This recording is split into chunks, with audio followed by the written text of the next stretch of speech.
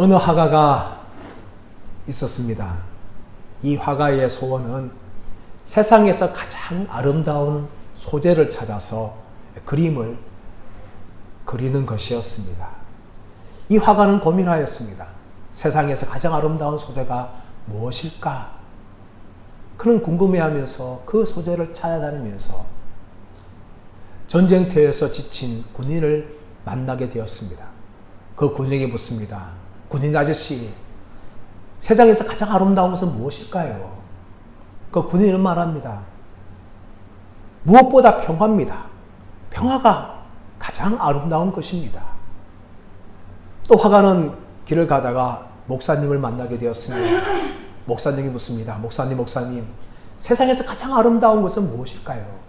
목사님은 믿음이라고 말하였습니다. 그리고 길을 가다가 이 화가는 사랑에 빠진 남녀를 보았습니다. 그 남녀에게 물어보았습니다. 세상에서 가장 아름다운 것은 무엇일까요? 그 남녀는 말합니다. 사랑입니다. 사랑이 가장 아름답습니다. 이 화가는 고민되었어요. 군인은 평화, 목사님은 믿음, 사랑에 빠진 남녀는 사랑. 도대체 가장 아름다운 것은 무엇일까? 하면서 그는 고민하고 고민을 했습니다. 몇 개월을 고민을 하였습니다. 그러나 어느 날 그는 강가를 거닐게 되었습니다. 강가를 계속 거니는데 어느덧 해가 산 너머로 넘어가고 해가 졌습니다. 이제 그는 집으로 돌아가야 했습니다. 집이 가까이 오는데 아이들이 즐겁게 웃는 소리, 뛰드는 소리를 듣습니다. 그리고 문을 여는 순간 아이들이 아빠 하면서 그 화가를 향하여 달려옵니다.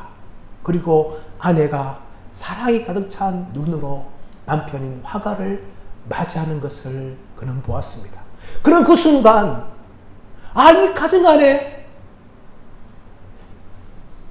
평화가 있고 믿음이 있고 사랑이 있구나. 화목한 가정을 보면서 평화를 발견하였습니다. 그리고 아이들이 아빠를 향하여 부르는 보면서 아빠에 대한 믿음을 발견하였습니다. 그리고 아내의 말과 행동을 통하여서 남편을 향한 사랑, 자녀를 향한 사랑을 발견하였습니다. 믿음과 평화가 사랑이 그 가정 안에 다 있는 것을 발견하면서 세상에서 가장 아름다운 것은 바로 가정이구나 하는 것을 이 화가는 발견을 하였던 것입니다. 사랑하는 여러분, 그렇습니다. 세상에서 아름다운 것은 많지만 가장 아름다운 것은 가정이라 볼 수 있습니다. 가정 안에는 평화와 믿음과 사랑이 함께 존재합니다. 그리고 가정은 하나님께서 최초로 만드신 제도입니다. 교회보다 하나님께서는 가정을 제일 빨리 만드셨어요. 아담인 남자와 하와인 여자가 만나서 하나를 이루는 이 가정을 하나님께서는 최초로 우리 인간들 가운데 만들어 주신 것입니다. 그런데 여러분, 오늘날 어떻습니까? 우리가 살고 있는 이 사회, 이 나라, 이 시대는 이 가정의 붕괴라는 위기를 맞고 있습니다. 우리가 살아가고 있는 이 시대와 사회는 사실 크게 세 가지의 위기를 겪고 있어요. 하나는 무엇인가 하면 이 전통적 가치관의 붕괴입니다. 과거에 옳다고 했던 모든 가치관들이 현재에서는 새롭게 해석되고 또 너무나 부정됩니다. 그것뿐만 아니라 지도자의 권위가 상실됩니다. 서로의 다 개인적인 의견을 이야기합니다. 나도 옳다고 이야기합니다. 누군가의 권위를 인정하지 않는 시대가 오늘날 우리가 살고 있는 이 시대라는 것을 우리가 볼 수가 있습니다. 더 나아가서 가정의 붕괴를 맞습니다. 얼마나 이혼율이 증가하고 있습니까? 참 많은 이유들로 이혼을 합니다. 가장 흔하게 성격 차이라고 이야기하죠, 여러분. 30년 가까이 서로 남남인 살았던 이 남자 여자가 결혼하는데 어떻게 성격이 바뀌었어요, 여러분? 말도 안 되는 겁니다. 당연히 성격 차이가 있는 거죠. 그러나 성격 차이도 불구하고 가정을 이루고 하는 게 결혼이죠.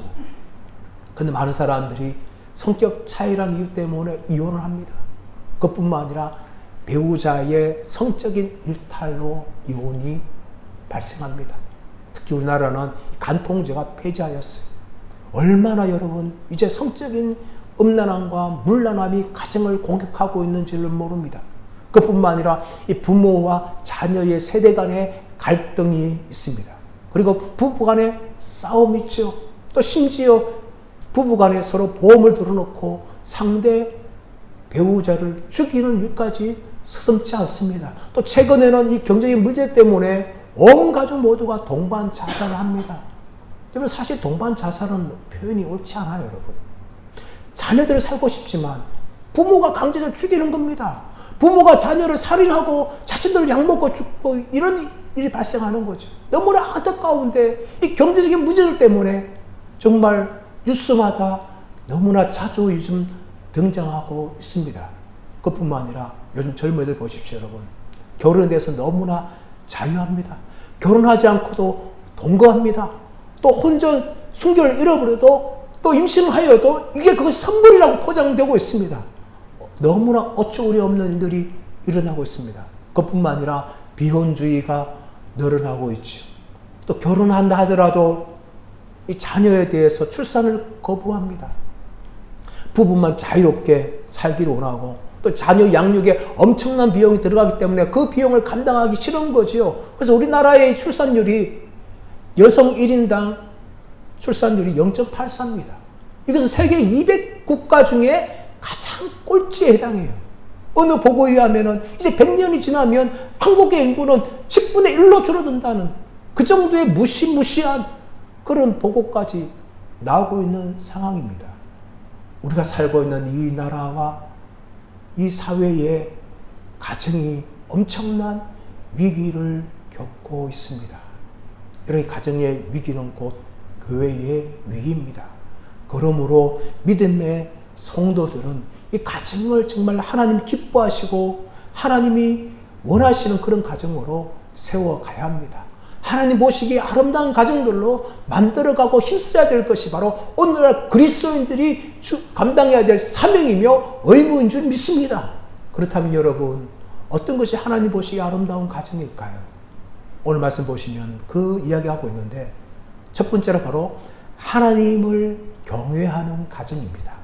하나님을 경외하는. 이 경외한다는 것은 하나님을 향하여 존경하고 두려움을 표현하는 것이 경외입니다. 그런데 이 경외에는 단지 두려움만이 있는 것이 아니에요. 이 경외 안에는 두려움과 함께 존경이 있고 그 존경 안에는 하나님에 대한 신실한 믿음이 표현되어 있는 것입니다.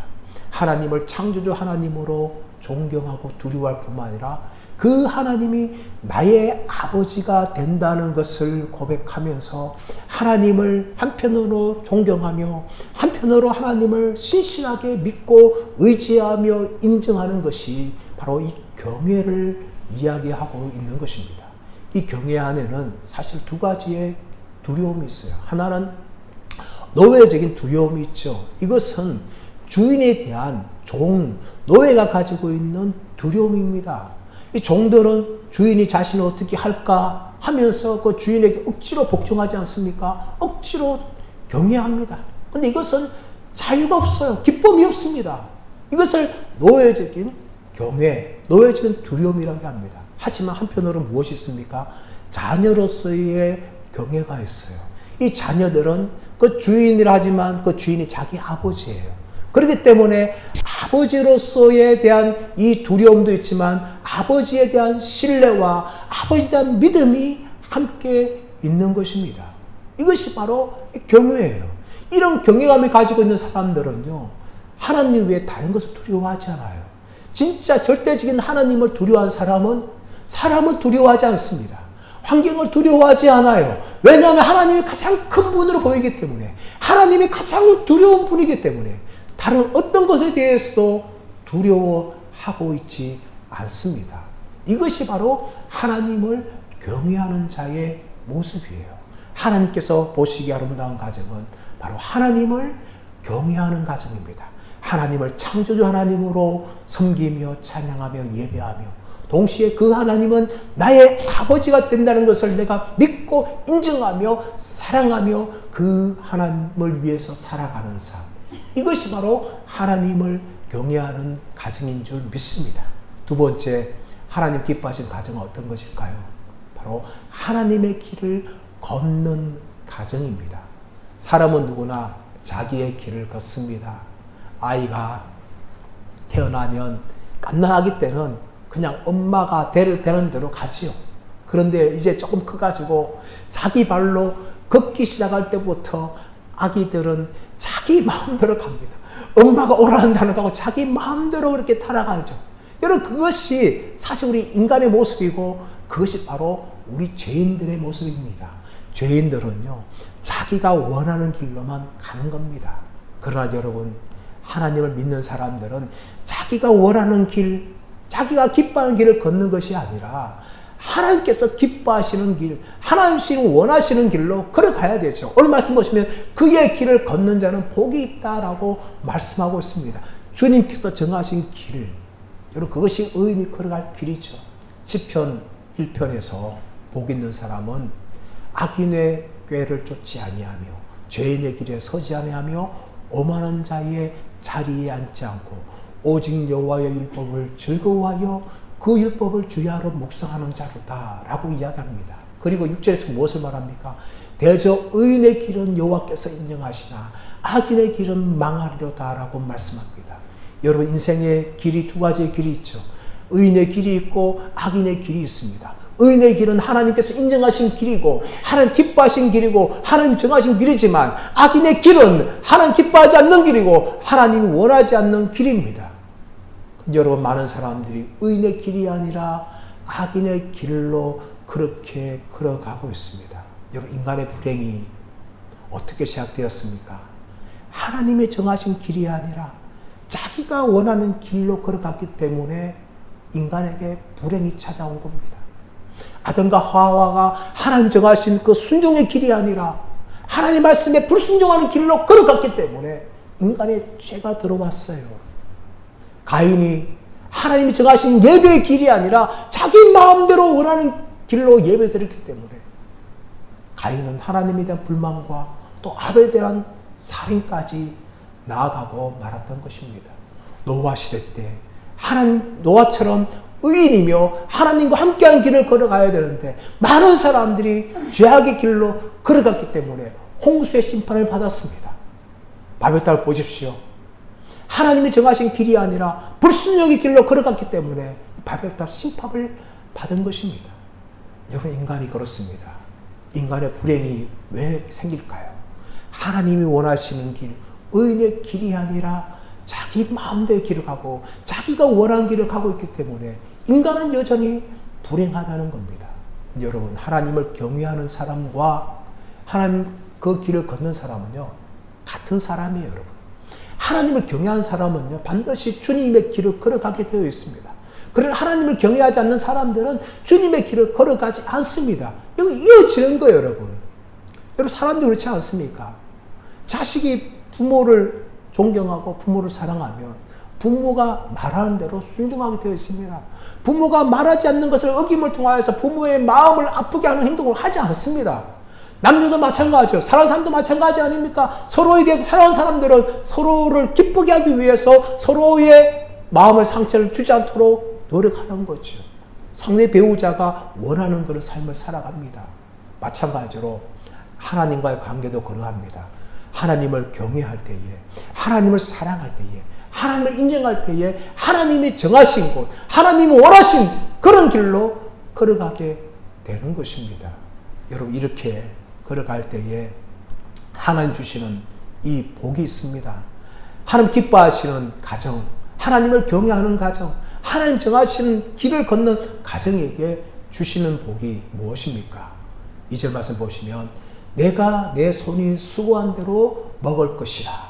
내가 복되고 형통하리로다 라고 말씀을 하고 있습니다.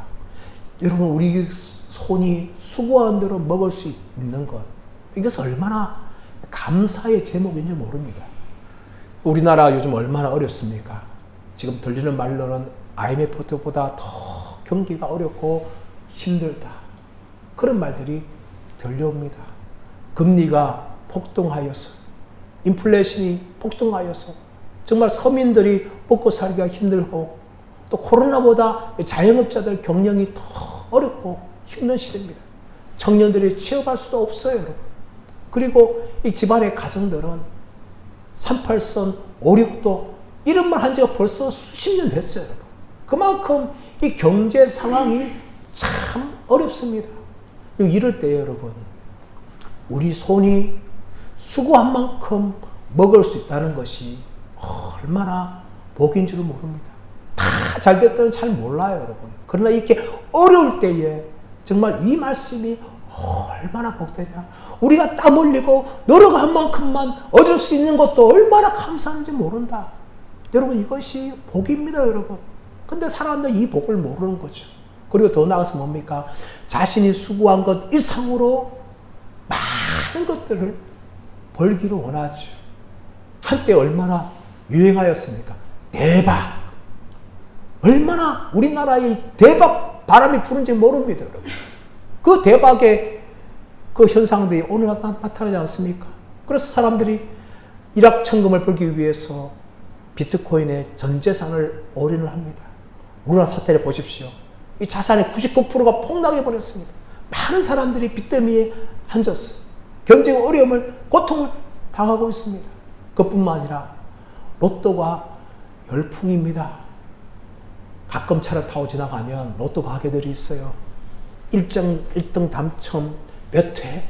그러면 막 그 집에 정말 로또 사는 사람들이 몰려다닙니다. 나도 1등 보려고. 1등 당첨은 얼마 좋습니까? 적어도 몇억, 10억 이상이나 이렇게 당첨금이 되는데, 뭐 인생 역전한단 말을 로또 통해서 하지 않습니까? 미국도 마찬가지. 미국도 로또 같은 게 있는데, 우리나라는 겨우 10억이지만 미국은 몇백억입니다, 여러분. 진짜 인생 역전합니다. 많은 사람들이 그 단어를 좋아하지 않습니까? 대박이라든지 인생 역전. 여러분, 그런데 여러분, 과연 인생 역전됩니까? 그렇게 돈을 많이 벌면 인생이 정말 행복할까요? 어느 신문기자가 복권 1등 당첨한 사람들 10명에 대해 조사했습니다. 그들이 로또를 맞고 나서 그들의 인생이 어떻게 되었을까 하면서 10명을 추적하면서 그들의 삶을 조사했습니다. 어떤 사람은 로또 1등 맞아서 많은 돈을 벌었어요. 근데 그 돈을 가지고 사업에 투자를 했는데 그만 사기를 당해가지고 쫄딱 망했습니다. 또 어떤 분들은 또 사업을 하다가 또 사업이 잘 안 되니까 또 빚을 얻고 또 많은 빚 때문에 감옥에 들어가고 말았어요. 또 어떤 사람은 돈이 많이 생기니까 그만 배우자 몰래 바람이 난 거예요. 바람이 나가지고 그만 가정도 깨어버리고 아내하고도 이혼하고 자식들하고도 갈라치고 그런 아픔을 당하는 사람들이 있었습니다. 그리고 더 나가서 로또를 맞으니까 소문이 난 거예요. 소문이 나가지고 친척들, 아는 친구들, 선배, 후배들이 맨날 찾아오는 거예요. 야, 돈 좀 빌려주라. 돈 좀 빌려주라. 여러분, 이 사람 피해 다니다가 결국은 스트레스 받아가지고 정신병원에 입원을 하였습니다. 여러분, 로또에 맞을 때는 얼마나 행복할까요? 또 행복한 것처럼 느껴집니다. 근데 여러분, 참 많은 사람의 인생들이 결코 돈 때문에 행복해지지 않는다는 것을 경험합니다. 차라리 로또 안 맞았으면 인생 파산도 안 당할 것이고 감옥에 안 들어갈 것이고 가정도 안 깨질 것이고 또 사람들과도 또 원만해가지고 정신병원에 입원하도 안 해도 될 건데 이 로또 맞는 것 때문에 오히려 정말 그 로또가 그 사람의 인생을 망가뜨리는 그런 아픔들이 너무나 많이 일어나고 있습니다. 그뿐만 아니라 아무리 돈이 많이 벌어도 여러분 새는 데가 많으면요 정말 돈을 모을 수가 없는 거예요. 자식 문제가 생기고 또 보증 쓰다가 돈 날리고 또 사고가 나고 여러분 벌면 뭐 합니까 여러분? 그런 새는 데가 많으면요 아무리 수고해도 아무리 땀 흘려도 보람이 없는 거죠. 그러므로 내 손이 수고한 대로 먹을 것이라 이 복이 얼마나 큰 복인 줄 모릅니다.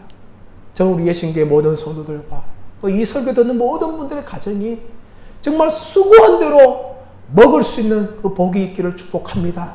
너무 큰 욕심 부리지 마십시오. 물론 우리가 열심히 또 일하고 땀 흘리면 하나님이 채워주세요. 그러나 여러분, 우리가 그 이상을 받다 보면 오히려 우리의 마음도 상하게 되어지고 우리의 가정도 깨어지고 또 우리의 인생도 파괴되는 것을 우리는 경험할 수가 있는 것입니다. 그러므로 우리가 주어진 일에 열심히 삽시다. 그리고 하나님께서 우리를 축복하신다면 오늘 말씀대로 내가 내 손이 수고한 대로 먹을 것이다. 이 복이 우리에게 임함을 통하여서 평생 동안 하나님의 공급하심이 마르지 않는 그 복을 누리시기를 축복합니다. 하나님을 경외하니 또 그때 무엇이 복이 있을까요? 3절 말씀 보시면 이 가정에 복이 있는 것을 알 수가 있습니다. 내 집 안방에 있는 내 아내는 결실한 포도나무 같으며 내 식탁에 둘러앉은 자식들은 어린 감람나무 같으리로다. 여러분, 오늘 아내를 설명할 때 내 집 안방에 있는 내 아내라고 이야기하지 않습니까? 이 안방이란 뭡니까? 집 안에 있는 방이죠. 특별히 여성들, 아내들이 거하는 방이 안방입니다, 여러분. 그래서 과거에 우리 어른들이요, 밖에 나가가지고 아내를 소개할 때 뭐라고 소개합니까? 안사람입니다. 집사람입니다. 그렇게 이야기하죠. 그리고 아내들은 남편을 향해서 우리 바깥 양반입니다. 이게 오늘 말씀 보면요, 지극히 성경적인 표현입니다. 유기적인 표현이 아니에요, 여러분. 오늘 말씀 보세요, 여러분. 내 집 안방에 있는 내 아내의 위치가 뭡니까? 집 안방에 있어야 한다는 거죠. 이게 아내의 역할이에요. 그리고 남편들은요, 바깥 양반으로서 대외적인 일도 하고 또 가정에 먹을 것을 위해서 열심히 땀 흘리며 그렇게 책임지는 것이 이 남편의 역할입니다. 단지 유교적인 것이 아니라 성경적인 것이에요. 근데 오늘날 어떻습니까? 사실 이 구조가 너무나 많이 바뀌고 있습니다. 남편들이 이 경제력이 약해지고 있어요. 이제 평생 직장이 없지 않습니까? 명퇴가 얼마나 빨리 당합니까? 남자 직장을 있습니다. 그러다 보니까 여성들의 이 사회적인 지위가 또 성장하고 또 여성들의 또 경제 활동이 늘어나고 있습니다. 또 특별히 이 아이들 사교 때문에 여성들도 아내들도 엄마들도 현장에 나가서 돈을 벌 수밖에 없는 그런 사회 구조로 가고 있어요. 그래서 여성들이 집 안방에 거하는 것이 아니라 이제 남자들처럼 사회에서 바깥에서 생업을 위해서 또 여러 가지 일들을 위해서 뛰고 있는 것이죠. 심지어 이 젊은 남편들 같은 경우는 이제는 아내들이 전적으로 밖에 일을 하고 전업주부로서 취직을 하는 그런 남자들도 참 늘어나고 있는 것입니다. 여러분, 그러나 이것은 사실 성경적으로 보았을 때에 그렇게 건전한 또 바른 모습은 결코 아닙니다. 남편들은요, 정말 바깥일 통해 가지고 열심히 가정에 경제적인 문제가 없도록 최선을 다하여 땀을 흘리며 또 코피를 흘리도록까지도 열심히 일해서 돈을 벌어야 돼요. 그게 남자들의 해야 할 일입니다. 물론 요즘 상황이 참 어렵겠지만 현실적으로 그게 다 안 돼서 문제지만 그것이 여러분 남성들이 해야 할 일입니다. 그리고 오늘날 맞벌이 부부가 많이 늘어나기 때문에 여성들이 사회생활을 합니다. 맞벌이 자체가 죄가 아닙니다, 여러분. 잘못된 게 결코 아니에요. 전 여성들이 사회에서 일하는 거 반대하지 않습니다. 하지만 여성들 아내들의 중심 역할은 뭡니까? 안방이라는 거예요. 그만큼 가정에 관한 모든 일들에 대해서 이 아내가 중심적으로 사명을 감당하면서 돌보아야 되는 거예요. 자식들 양육하고 또 사회에서 일하는 또 남편들 뒷바라지하고 여러분 그 일을 충분히 할 수 있으면 얼마든지 사회생활을 해도 무방합니다. 그러나 여러분 너무 이 여성들이 젊을 때부터 일하면 아이들 양육이 되지 않습니다. 다 어떻게 합니까? 엄마가 출근하면서 아빠가 출근하면서 아이들을 어린이집이나 유치원에 맡겨요. 하루 종일 맡깁니다. 그리고 퇴근할 때 돼가지고 찾아오죠. 아빠도 파김치가 되고 엄마도 파김치가 되는데 어떻게 그 저녁 시간에 가정이 화목하겠으며 부부가 서로 정말 친밀한 관계를 유지고 부모와 자녀 간의 신앙적인 양육까지 될 수가 있겠습니까? 좀 많은 사람들이 경제적인 이유들 때문에 정말 가정을 지키고 가정을 행복하게 만들고 가정 안에서 신앙적인 양육을 해야 되는 것을 뒤로 돌리고 있는 겁니다. 우선순위가 중요하죠. 정말 남편들은 가정의 머리로서 또 바깥에서 열심히 일함을 통하여 정말 가정을 책임지고 먹을 것이 부족함이 없도록 공급하는 데 최선을 다해야 되며 아내들은 사회생활을 할 수 있지만 그 중심이 가정이 되어서 남편을 위해서 자녀들을 위하여서 이 사명을 감당할 수 있어야 합니다. 그리고 자녀들을 믿음으로 잘 양육해 나가야 하는 겁니다. 여러분 이렇게 될 때에 성경은 무엇을 말합니까? 이 안에 대해서 포도나무라고 이야기합니다. 3절 말씀 보시면 내 집 안방에 있는 내 아내는 결실한 포도나무 같으며 라고 이야기하죠. 여러분 포도나무 보셨습니까? 저는 어릴 때 고향이 참 포도나무가 많았습니다. 한때 우리나라 이 지리에 보면 제가 살던 있는 고향이 전국의 60% 이 포도를 생산한다. 그렇게 교과서에 나온 적도 있습니다. 그래서 저는 어릴 때부터 참 포도밭이 근처에 있었어요. 제 어릴 때 추억이 뭔가 하면 동네 형들과 이 포도밭에 포도서리를 갔는데 포도원 주인이 발견했어요. 야 이놈들아! 쟤는 들켰으니까 열심히 도망가는데 저도 모르게 슬립 한 짝을 그만 버려두고 열심히 도망가고 만 거예요.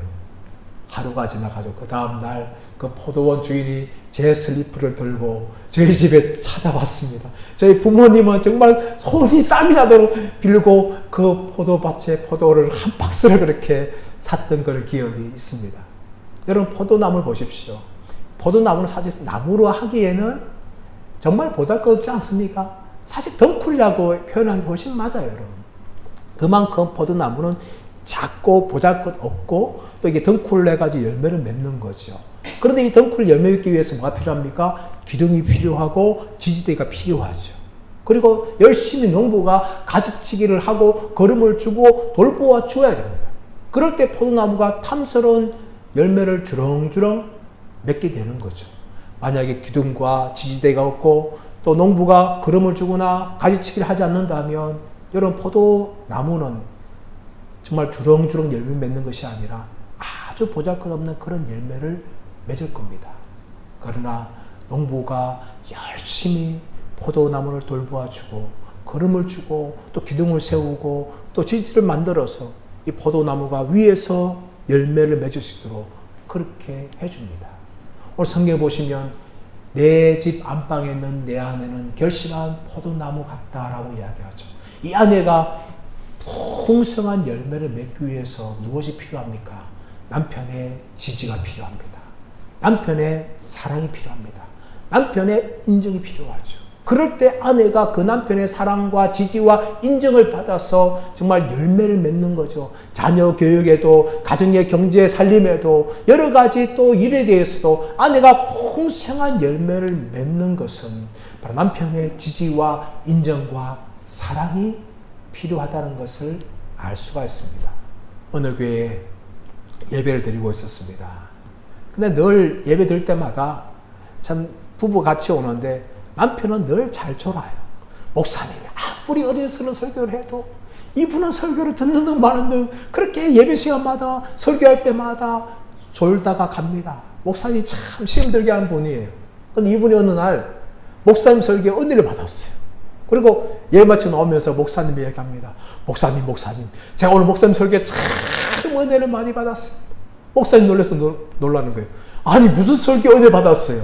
목사님 설교 중에 아내가 죽게 하듯 복종하라 그렇게 말하지 않았습니까? 우리 아내는 제발 좀 그래야 됩니다 하면서 막 목사님 은혜 받았다고 막 그러는 거예요. 목사님 그 설교 딱 듣고 그분에게 점잖게 이야기합니다. 물론 맞습니다. 아내가 죽게 복종하듯이 남편에게 복종해야죠. 그러나 여러분 그 가르나 성도님 밑에 부분 보십시오. 무엇을 말합니까? 그리스도께서 교회를 위하여 자신을 주신 같이 남편이 아내를 사랑해야 된다. 그렇게 말씀하고 있습니다. 아내가 남편에게 복종하기 전에 남편이 먼저 그리스도의 사랑을 가지고 아내를 사랑해야 합니다. 그렇게 목사님이 말씀을 했다는 것입니다. 사랑하는 여러분, 가정이 행복하고 또 아내가 행복하기 위해서는 누가 잘해야 됩니까? 남편이 먼저 잘해야 됩니다. 남편이 믿음의 사람이 돼야 되고 남편이 사랑의 사람이 되고 남편이 아내와 자식들을 위해서 기도하고 돌볼 수 있는 사람이 돼야 됩니다. 그럴 때 성도의 가정이 복된 가정이 되는 것입니다. 이 가정이 행복하고 또 믿음의 가정이 되기 위해서는 바로 무엇이 필요합니까? 협력이 필요하고 격려가 필요하고 위로가 필요합니다. 이 세 가지를 잘 보여주는 새가 어떤 새인가 하면 바로 기러기입니다. 기러기를 잘 알고 있지 않습니까? 기러기는 수천 킬로미터를 떼를 지어서 V자 모양을 만들어 가지고 그렇게 날아갑니다. 근데 여러분, 이 기러기는 이 수천 킬로 날아가는데 세 가지 요소가 있어요. 하나가 뭔가 하면 협력이에요. 가장 처음 날아가는 이 앞에 서는 이 기러기에는요, 이 기러기는 온갖 바람의 저항을 받습니다. 그래서 가장 힘들어요. 그래서 이 기러기가 아무리 앞에서 빨래 간다 하더라도 힘들어가지고 혼자서 그 수천 킬로를 이끌어갈 수 없어요. 어떻게 하는가 하면 그 다음 기러기와 교체를 합니다. 또 지치면은 또 다른 기러기가 교체를 하죠. 그래서 서로가 이 가장 바람을 빨리 맞아가지고 그렇게 서로가 힘든 부분들을 서로 나누어서 협력을 합니다. 그렇게 하기 때문에 수천 킬로미터를 날아가는 거지요. 그뿐만 아니라 그 날아가면서 기러기들은 격려를 합니다. 격려. 힘들어하면은 좀 더 힘내자. 우리가 좀 더 빨리 가자. 좀 더 우리가 힘을 내자. 얘야 힘내라. 끼룩끼룩. 그렇게 하면서 기러기들은 서로 격려를 합니다. 날아가면서 이렇게 격려하는 거죠. 그래서 지친 기러기 더 힘을 내가지고 날갯짓을 하는 겁니다. 그리고 더 나아가서는 위로를 합니다. 위로. 이런 수천 킬로 날다 보면 어떤 기러기는 연약한 기러기가 있고 어떤 기러기는 병든 기러기가 있습니다. 병이 들어가지고 더 이상 날갯짓을 하기 힘든 기러기가 있어요. 그러면 그 기러기가 그만 날갯짓 하다가 이제 땅으로 내려옵니다. 근데 그 한 마리만 내려오는 게 아니라 그 주위에 있는 3마리 내지 5마리가 함께 내려와요. 그 병든 기러기가 다시금 기력을 얻어가지고 하늘로 날아올 있을 때까지 함께 기다려줍니다. 그러다가 이 병든 기러기가 회복하지 못하고 죽어갑니다. 그러면 나머지 기러기들이 날아가지 않고 그 병든 기러기가 죽는 그 순간까지 자리를 함께 해줍니다. 죽음의 자리에 홀로 두는 것이 아니라 그 죽어가는 기러기를 버려두는 것이 아니라 그 기러기가 죽을 때까지 그 자리에 함께 있어 줍니다. 그리고 죽고 나면 그 후에야 기러기들이 다른 기러기와 합세해서 또 수천 킬로미터를 그렇게 날아가는 거죠. 그리고 더 나아가서 짝을 이룬 기러기는요, 평생 혼자 산답니다. 더 이상 짝짓기지 않고 자기와 짝을 맺었던 기러기를 기억하면서 이 짝을 맺었던 기러기는 죽을 때까지 혼자서 그렇게 자신의 남은 삶을 살아가는 것이 기러기입니다. 기러기가 수천 킬로미터 날아간 데는 서로 협력하고 서로 격려하고 서로 위로하고 있는 것입니다. 저는 이 세 가지 요소가 우리 성도님들의 가정에 다 있기를 원합니다. 부부 간에 또 부모와 자녀 간에 서로 협력해주고 서로 격려해주고 서로 연약하고 아플 때 힘들 때마다 위로해줄 때에 정말 우리의 인생에 그 수천 킬로 같은 날아가는 기러기처럼 우리의 인생을 수십 년 살아갈 때에 요즘처럼 100세까지 살아갈 때에 결코 외롭지 않은 그런 인생을 살아가게 될 줄 믿습니다.